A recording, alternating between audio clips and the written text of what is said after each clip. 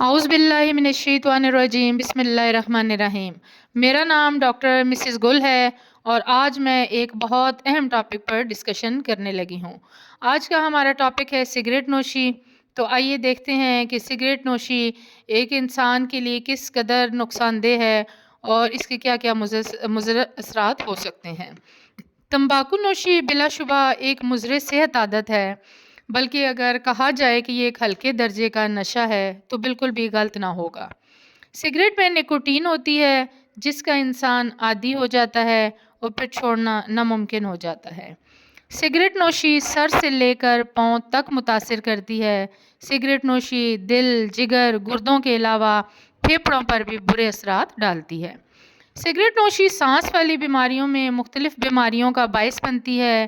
Cigarette نوشی کے زہریلے اثرات صرف پینے والے تک محدود نہیں رہتے، بلکہ اس کمرے اور مکان میں جہاں سگریٹ نوشی یا تمباکو نوشی کی جا رہی ہو، تمام افراد خانہ اس کی زد میں ہوتے ہیں اور وہ بھی دھوئیں کے مضر اثرات سے محفوظ نہیں رہ پاتے۔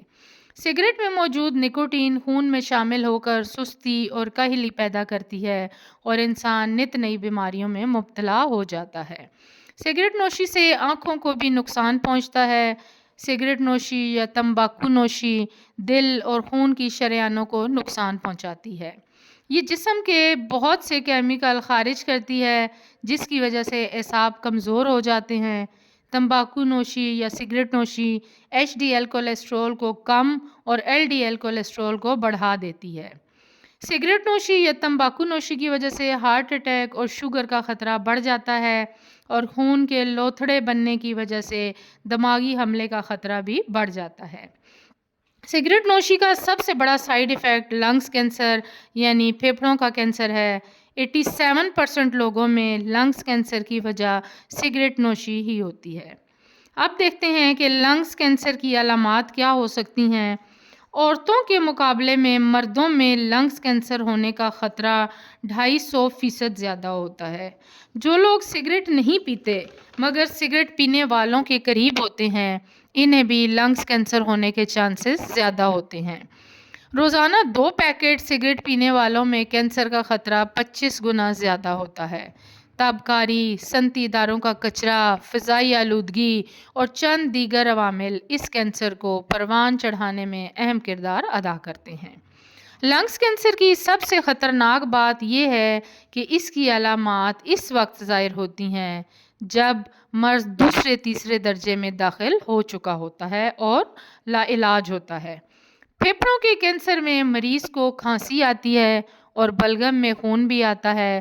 سانس لیتے وقت شدید درد ہوتا ہے۔